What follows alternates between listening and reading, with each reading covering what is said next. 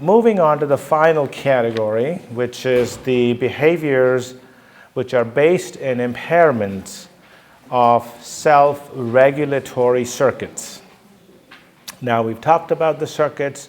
We've talked about how this is the last bastion of brain and behaviors. All the others have to be intact, or else the impairment and the impact of that impairment on processing of information will present itself in a distorted way by the time they show some of these behaviors. So the three behaviors in this category are oppositional behaviors, physically responsive behaviors, and sexual behaviors. So let's start with oppositional behaviors. So the expressions, now this is where the first time you will see me use the word responsive behaviors. So far, I've been using this word behavioral expressions. This is the first responsive behavior, which is, again, based on some of the definitions, but again, call it tomato, call it tomato, ideas to understand what we're talking about. So oppositional behaviors are responsive behaviors, and some of the, the expressions under this are negotiating around care and other needs, working against everything the care provider or the caregiver is doing. Sometimes I make a distinction between a caregiver, which is family member, and care provider, which is us. We're care providers, they're caregivers. It just helps me in my head to kind of approach it. Evasive to direction from caregivers or providers. Resistive, care, medication, meals, and other directions. And barricading and territorialism. So that's the expressions under this responsive behavior category. So this is the important thing. The basis of oppositional behaviors, the term oppositional behaviors has its basis in developmental psychology. And again, as I've iterated over and over again, everything here is from neuropsychology, from behavioral psychology, from developmental psychology. There's nothing from quote-unquote medical literature, because somehow we've lost our way to communicate behavioral medicine through the ways it should. We use just terms that don't necessarily help us. A lot of labeling, little understanding, and kind of. So this has its basis in developmental psychology, and most of the developmental psychology was studied around parent-child interactions. As we talked earlier, the attachment theories. Here again, and it's really all about a kid learning to say no. And what's important is, from a developmental psychology perspective, when a child says no, then this is what it means. They are emerging in their self-identity. They are learning to self-regulate. And they are trying to demonstrate their independence. That is what no is from a child. They're not being insulting to you. They're not being difficult.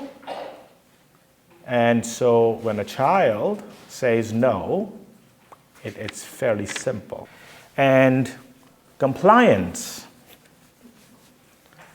is being able to follow a direction in a designated time. You tell your little 2-year-old to do this, they say no. Then you say it again, nope. So, and so how do you manage that? You want something done, but you want to balance their expression of what they're saying no for, and you trying to flex your muscle as a parent. That's why they say you need a license to be a parent. And non-compliance, by definition, is refusal to initiate or complete instructions in a designated time. So it isn't that they're not doing it. If they take a very long time to do it, it's still considered non-compliant. And the non-compliance in a child are the basis of oppositional behaviors. So why am I talking about children? We're dealing with dementia people. Here's why. First of all, it's important to know that this is a dynamic interaction. When you say to your child, this is what I need for you to do, how you say it is one, then how child responds impacts on how you further mediate that. So it becomes a bi-directional relationship. And it doesn't change, because one of the things we know that happens in individuals who are developing cognitive impairment is roles change. If you start out as a partner and the one who's developing dementia becomes a child, and if you start out as a child, your parent now becomes your child. So the principles are still valid. There is role reversal, but the principles are the same, which is the no you hear, Dad, do this. Nope. It's because they're not being difficult. They're doing exactly what a 2-year-old would do. So it's important to understand that. And what's also important to understand is the expression of no, or how no is said, actually is determined in our population by 2 factors. It's governed by their level of developmental sophistication. I think many times we kind of behind the scenes say, the guy's from the wrong side of the tracks. Because we're sort of saying their developmental sophistication is not there.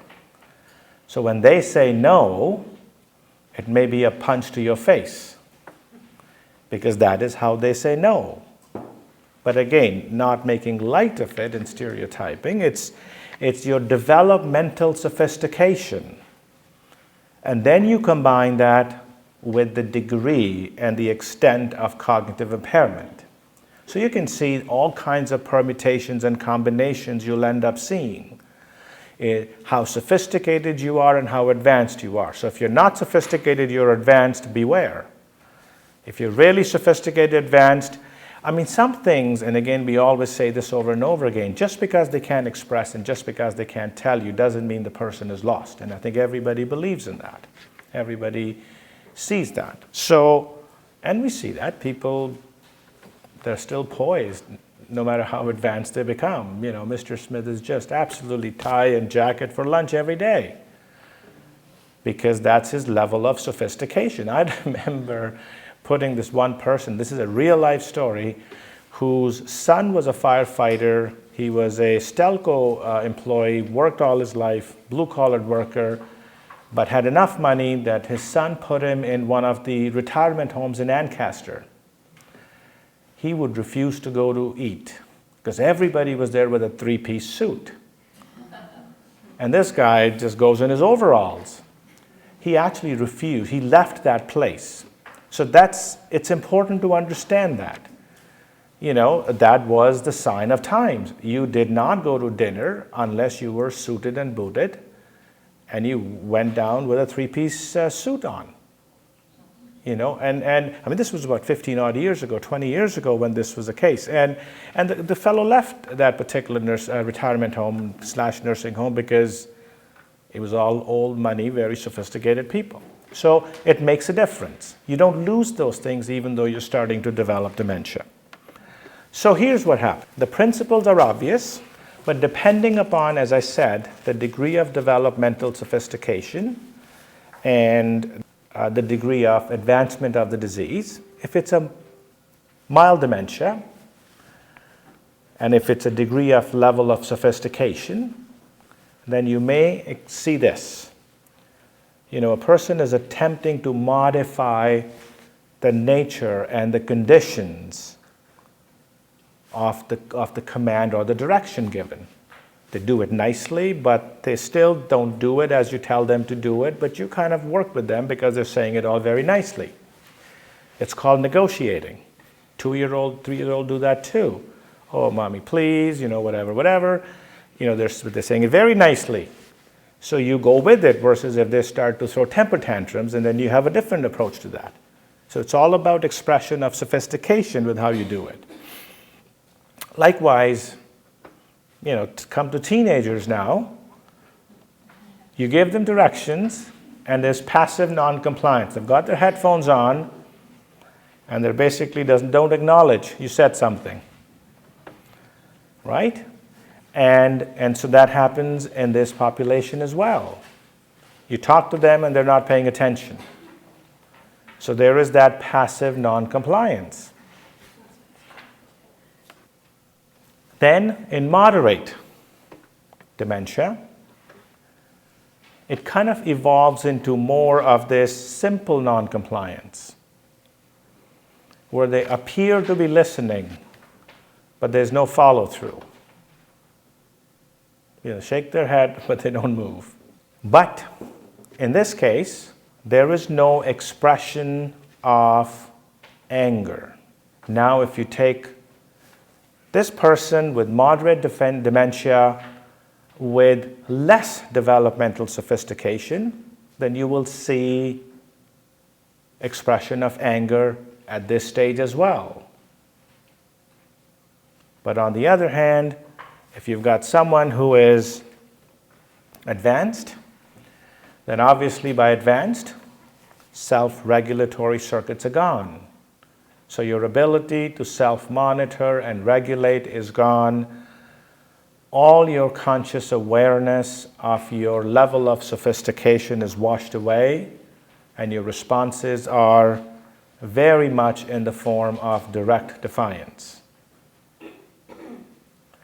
And so if you were to try to understand the continuum, then the continuum is very simple. Oppositional behaviors, you keep pushing advancement, hyperreactive emotional expression of anger, so explosiveness, keep pushing quarrelsomeness, which is physically responsive behaviors. So that's the continuum. And to be able to recognize that continuum, is oppositional, vocal behaviors aggressive or based in anger, and then physically responsive. So if you overlooked the oppositional part where they are either doing simple or passive non-compliance, then as soon as they show their first emotional episode, that's a shot across the bow. And therefore you can do things differently, as long as you understand that continuum and that trajectory. What is the purpose of this measure? From, basically, regardless of where they are, they still feel, they want you to, know, they wish for their dignity to be preserved. And the meaning of the behavior, what they're really telling you is, like a 2-year-old says, oh, I can do everything. Mom, make food, you go away for 3 days. I can do everything. They feel very, very independent. Whether they are or not is only you know or other people know. But it's about them saying to you, I still see myself as being autonomous and independent. And so your care planning really needs to be on that basis. And how you do it, again, like I've said, this is something I'll probably learn from you and get from you guys, because you guys do it. but I can just give you the principles.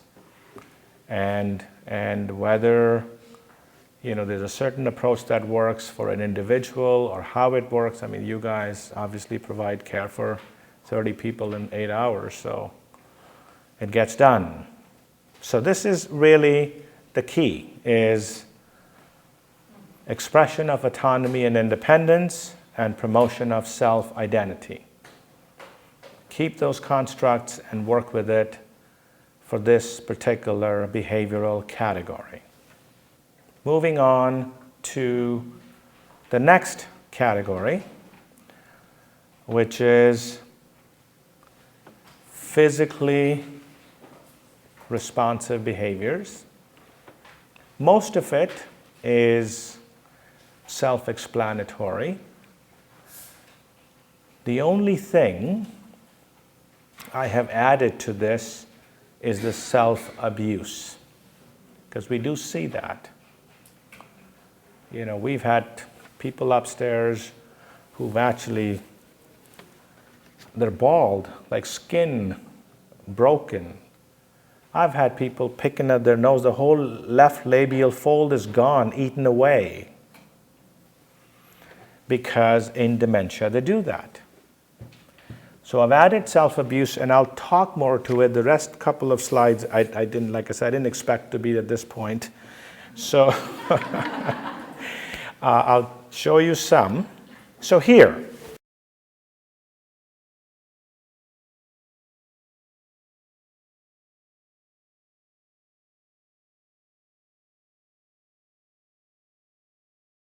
so the principle of physically responsive behaviors in psychology are: you as a care provider are being perceived by me as a person who has cognitive impairment as an impediment to my goal attainment. So again, you as a care provider, you mean well, you're trying to help me, but whatever you seem to be doing, your actions, your words, are basically being perceived by me as you impeding my goals. And the reason why it's important is, if I perceive you to be impeding my goals, then what emotions will be generated? It wouldn't be happiness. It would more likely be discontentment and anger. And remember, we talked about that continuum of those two primary emotions. Discontentment is a prodrome to losing it. And so now if you apply these principles to all the other behavioral categories, where, let's go back to misidentification behaviors. They're paired the information wrong. They think the smell is the place burning down, and obviously they want to leave or they want to do something. They've identified their goal based upon what they are experiencing, and you then go in there and do things that is contrary to what they're doing. So now what you've done is you have become an impediment to their goal attainment of trying to put out the fire, because that is what they thought was happening. And then that leads to expressions of anger, and then we know these people have problems with regulatory systems, so you end up with explosiveness. And if you still do not heed, then the next steps are argumentativeness, and quarrelsomeness, and if you keep pushing it, is destructive syndromes. And the examples I give for destructive syndromes, one of the best examples is, and it could be any context, shredding briefs. We see that all the time. Tatters, like they literally have taken every ounce of whatever is in it, foam, and it's all over. They're shredding it. So there is that destructive syndrome turned on to objects. Now, obviously, in these cases, it wasn't that, there could be any number of reasons. So I'm just saying, it's that trajectory we talked about earlier. And when those destructive syndromes turn inwards onto yourself, that is when we've seen people rub their scalp to the point where they have not just no hair, but stage 2 ulcers. That is how bad we've seen. And we see this all the time in that. So, same thing, example, if you go to the next category, which is goal-directed behaviors. They want to go home and feed their kids. And your approach is, oh, they sold your home, you're 90 years old, your kids don't live at home, and the rest of it, you are now impeding in their goal attainment. Because they have identified a need, they've already identified a goal, and they will fulfill it. Now, your job is to assist and prevent the rest, or your job is to antagonize, and then the rest follows. The same happens if you look at apathy behaviors. Now, in apathy behaviors, there is that same loss of ability to recognize the discrepancy. So they don't see an issue. So their goal is to maintain status quo. That's their homeostasis, that's their little bubble, that's their cocoon. And if you keep going back, then what you are doing is you are being seen as an impediment to them maintaining that place where they don't want to be disturbed, they don't want to be touched, they don't want to be, because they don't see a problem. You see a problem, they don't. Same thing happens. So as you can see, the principle to understand in physically responsive behaviors is that we, and this is not me making this up, this is psychological constructs.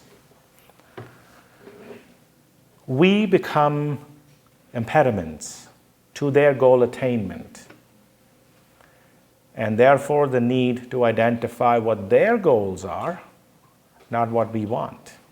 And so accordingly, like I said, the need could be change the environment or maintain status quo, regardless of what it is.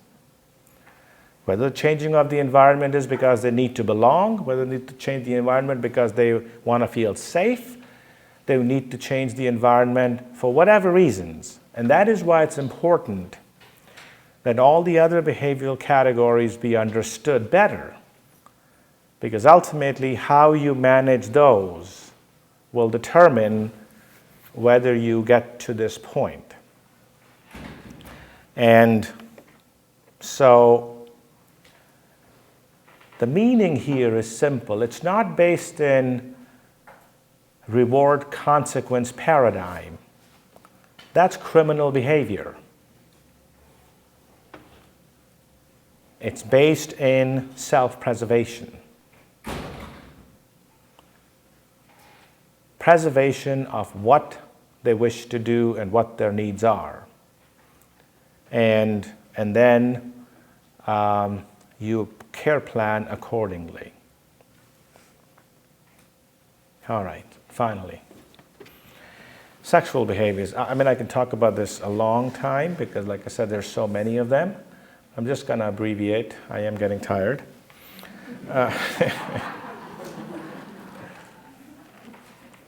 On the surface, it's fairly obvious, it's fairly simple. Verbal expressions, physical expressions, and self-stimulation. But it doesn't even begin to do justice to the complexity of this particular behavioral expression. And as I said to you before, there are 6 different types of sexual behaviors, or subtypes of sexual behaviors, based upon the principles we've talked about. So the first category of subtypes of sexual behaviors are the ones which may have their basis in impairment of information processing circuits. We've talked about this. Mis or over-identification of faces. So if someone recognizes or misidentifies someone else, their spouse, and then you start to see things, then it's understandable. But to do justice, you need to understand where it's coming from. So it's the first category of sexual behavior, whether it's verbal or physical, whatever it is you must look for whether it's based in over or misidentification of faces. The second, what I call as sexual behaviors, are the ones which are based in attribution error. And this really speaks to what we do. And I've been through this many, many times where the first time on the surface you hear someone did something to someone and the person who saw labeled it as a sexual behavior. But then when you go back and actually review the records, you come to realize that there was probably an attribution error, i.e. it got labeled S1, but it wasn't. It isn't that it happens commonly, but you need to be aware. And literature is abound with this. They talk about this all the time. I've just given it a different term. Is the one based in attribution error. So here, the onus falls upon us as care providers. And that's why one of the things we always say when it comes to this particular domain, don't deduct what you saw, write pages. Be descriptive in what you saw. Because we know for one person it may be, for someone else it isn't, another shift is seen differently. There are all kinds of variables in this domain. And the last thing you want is to use these terms loosely. Because once this gets on the record, I know from my side, if it's up here, no one will take that person till they've lost their walking and talking and everything else that functions in their body, because it's such a taboo. So, and sadly enough, there are times people get labeled, and it's because of us and how we thought. So it's attribution error. Now, the next subtype of sexual behavior is the one that is based in satiation of innate physiological needs, motivational circuits. Now we know we've talked about innate physiological needs as being twofold. The need for intimacy, which in dementia literature really talks about emotional stimulation or emotional bonding and warmth.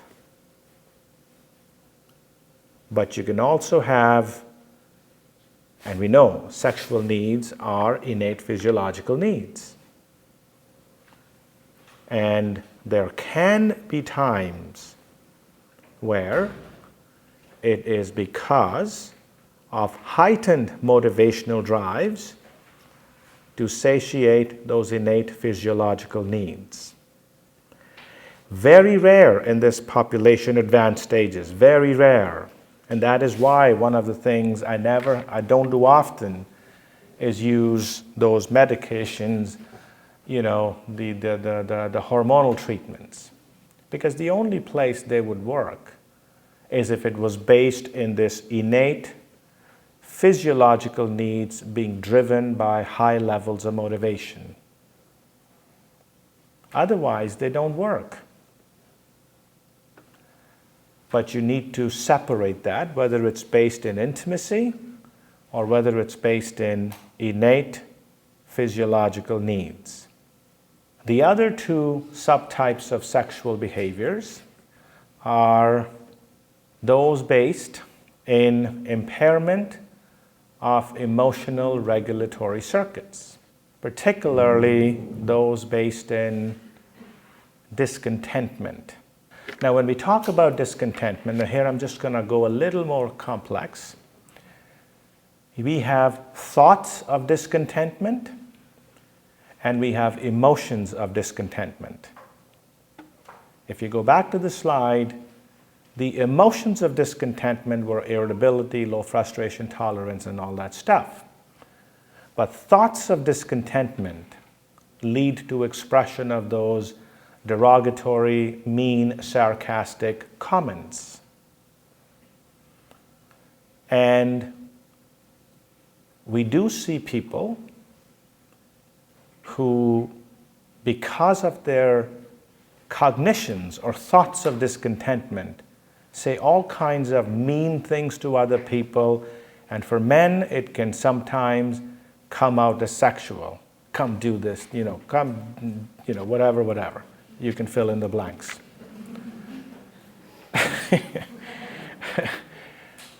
Now, those are based in discontentment. There's no role for hormonal treatments there. But if you understand, so it's that misogynistic behavior.